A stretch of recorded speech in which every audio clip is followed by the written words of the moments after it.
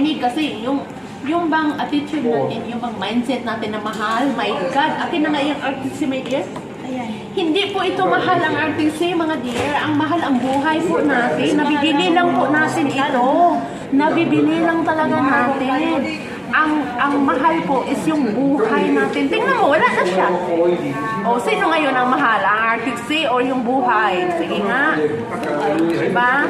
So, basta hindi ako mapakali ngayon na talagang nawala na siya, wala na ako magagawa doon. Kaya lagi kong sinasabi sa inyo na andito po ako to save lives po, no? So, yung hindi maniwala, wala na po ako doon, okay? So, i-demo ko po sa inyo. Paano ba paliitin yung mga tiyan natin, no? Huwag po nating mahalin yung mga fats natin kasi yan po ang dahilan na maaga po tayo mamamaalam sa mundong ito, no? Tatanggalin natin yan.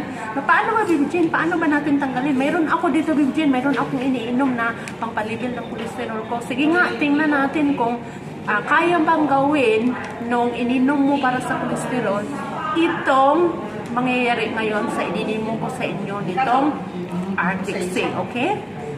In fact, mayroon akong dalan ngayon na sabi ng nito is good for cholesterol siya, nagpapalibil daw ng cholesterol. So, itatry natin, this is made from California po, no? So, nagdala ko na isa. I-ano natin itong Arctic Sea dahil ito is good for cholesterol din, na maglilibil ng cholesterol, magtutunaw ng fats, no? So, ayan. So, mayroon tayong 3 baso dito. Ayan siya. So, lagyan ko po ng warm water, no? Ayan. Warm water ito kasi yung katawan natin is naman, yung mainit, di ba? Mainit din yung katawan natin. So, itong isa warm din, pareho sila. Itong sa gitna, tubig lang. No? Ay, warm lang din, pareho lahat warm, no? Ayan. So, warm lahat. So, araw-araw tayong kumakain, di ba? So, hindi pwedeng hindi tayo kakain. At saka, hindi pwedeng hindi masarap. So, talagang masasarap yung kakainin natin. And of course, hindi mawala dyan ang mga fats, no? Andyan talaga yung fats, lalo na pag mahilig tayo magprito, no? So, may mga fats talaga niyan, no? Ayan. So, mahilig tayong kakain ng burger, no? Kakain ng mga tosino, barbecue, adobo, at iba pa. So, ayan, nagko-contribute yan ng mga toxins sa katawan natin. Hindi lang fats, plus toxins pa dahil doon sa mga panpalasa na ginagamit natin, pampasarap ng ating pagkain, no? Ayan. So, ngayon, ito din, ganun din nangyayari, no? So, ito pala is represents to our body, no? So wala pa tayong tinitake, wala pa tayong kinakain, malinis pa yung katawan natin, no? Ayan. So, malinis pa yung katawan natin, no? Pero, in the long run, simpre kakain na tayo, habang lumalaki tayo, kumakain na tayo, no? Lahat na lang kinakain natin, wala na tayong pakialam. So, ganito na, no? Na itong katawan natin, marumi na, no? So, ganito itong i-share ko dahil, di ba, so itong sa gitna, lagyan natin ng cholesterol. Itong styrofoam. Itong styrofoam represents the cholesterol in our body. Okay? Ayan. Ilagay natin, durugin natin, at mayroong buo. Ayan. So, lagyan natin itong Arctic Sea. Kaya lagi kong sinasabi, no, sinishare ko sa inyo, tanggalin natin yung tiyan mo, no? Yung namatay. Sorry talaga sa namatay kong kaibigan. Hindi nakinig sa akin. Ayaw niya makinig sa akin, no? So, ayan. Anong mangyayari kung iinom tayo ng Arctic Sea, no? Itong Arctic Sea, siya yung tutunaw ng fat. Yung styrofoam na yan, na nag-represent sa mga fat, no? Siya yung tutunaw ng fats, itong Arctic Sea, okay? So, isa lang ilagay natin, no? Tingnan natin kung i-effect ba yung isa, no? Ayan. So, isa lang. So, ito namang ito, no? Itong nalagyan ko na hindi sana, hindi kasama sa plano. Ano yung nailagay mo dyan? So, ayan. Lagyan natin ito. Ano yung nailagay mo dito? Betadine din. Betadine, ito yun. O may absorbency ka dyan, wala. Meron? Absorbency, Oo. wala. Wala. Nitromin yung isa. Meron. Hindi pwede yan. Okay. So, ito na lang ang i-demo natin, itong aloe vera gel. So, ano mangyayari kung iinom ka nitong aloe vera gel? So, ito pala Arctic Sea ha. So, ito Arctic Sea. So, wala kaming absorbency. So, anyway, yan lang muna yan. So, ano mangyayari sa katawan natin pag iinom tayo nitong aloe vera gel? Diba lagi kong sinasabi na mag-detox tayo. Dahil andito nga yung isang dinetox ko, yung mega detox. Pakita ka nga dito, my dear. My dear Lorraine, pakita ka nga. Ayan. So, ito yung 3D mega detox natin. Ayan, buhay na buhay. Thank you, Lord. Dahil naniwala sa akin. Ayan, thank you, Lord. Praise the Lord. Ayan siya. Ayan. Ay, Ayan, makinis na yung mukha niya. No, dati. Ayan. na lang. Ayan, konti na lang. Ayan. Siya yung mega detox natin na after ng 3 days, 3 days. nawala yung sugat, no? Ayan, tapos after ng 7 days, nawala na yung manas. So, 11 days totally yung manas nawala. Sa, sa 7 days niya, yung manas niya is sa kamay nawala. Sa 10 days niya talagang Sa totally mukha, nawala rin. Oo. So, kuminis na yung mukha niya after 3 days sa mega detox niya. So, talagang, thankful talaga siya kasi super effective yung mega detox. Di ba, my dear? No? So, yung sugat sa 3 days yung mega detox, so, nawala na yon. No? So, ngayon, sa 2 weeks niya, wala na yung manas, wala na yung mga sugat. So, ang na lang niya is yung Kati. pikla. Kati pa ah. Oh, yung kati konti, no? Kati, makati. So, niya sa lotion, no?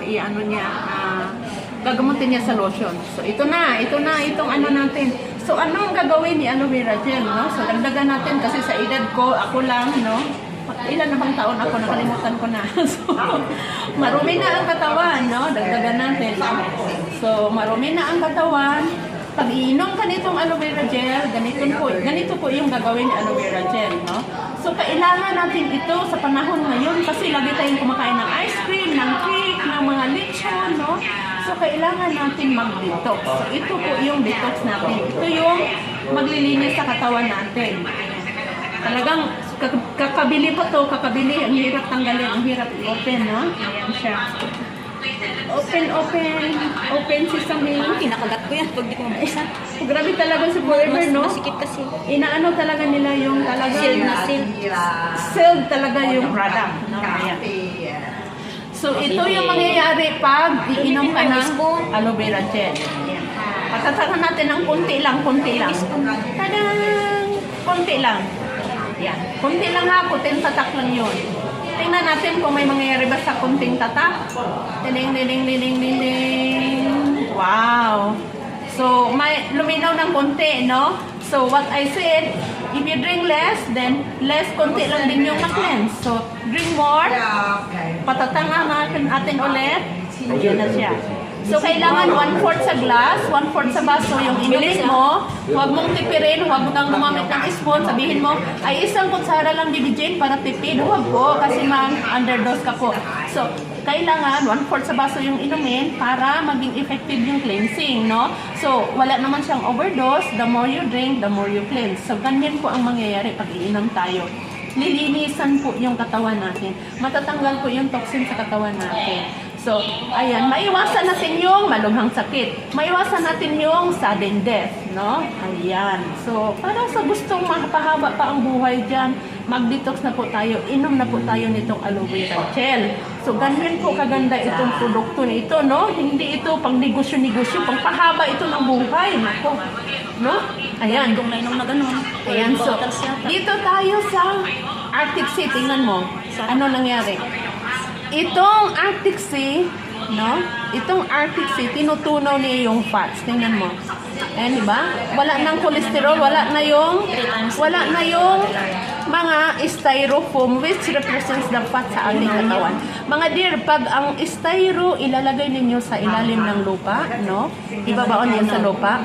Ilang years na hukayin ninyo, styro pa rin yun.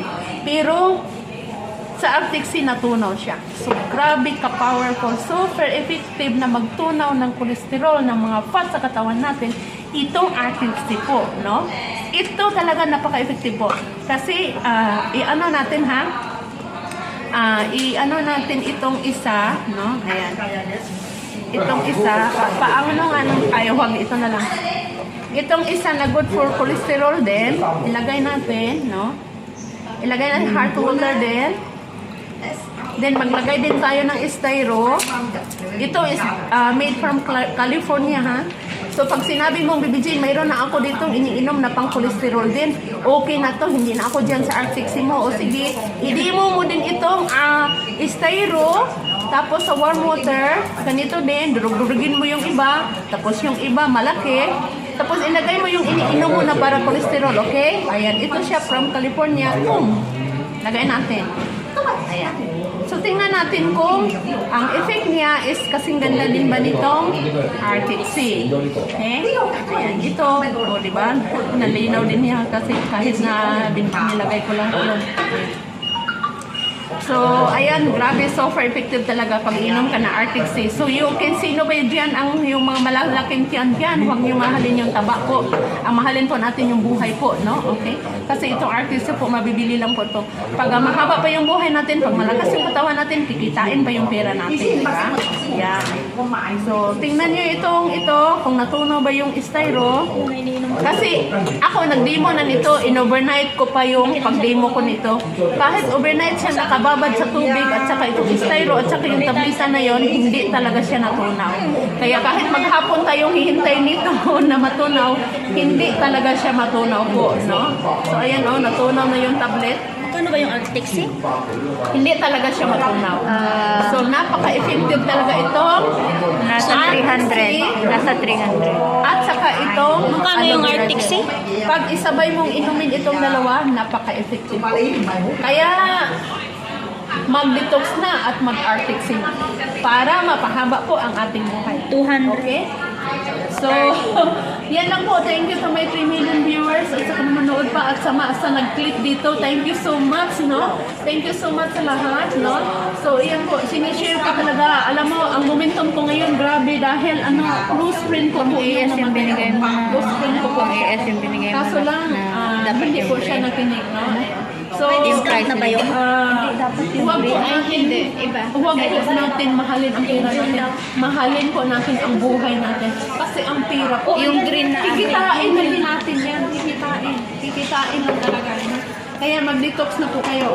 Tipsy at